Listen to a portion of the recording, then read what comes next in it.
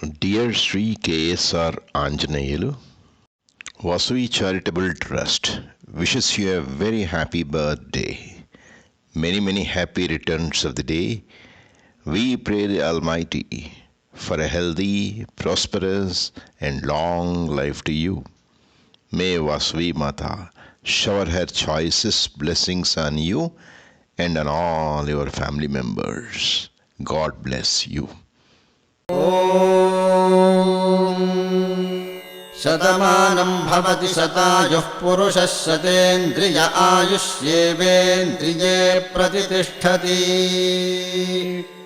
शतमानं भवति शतमानकं शतमानं भवति शतायुः शतायुर्भवति शतमानकं शतमानं भवति शतायुः शतमानमिति शतमानम् भवति शतायुः शतायुर्भवति शतायुः पुरुषः शतायुर्भवति शतायुः पुरुषः शतायुः पुरुषः शतायुः शतेन्द्रियः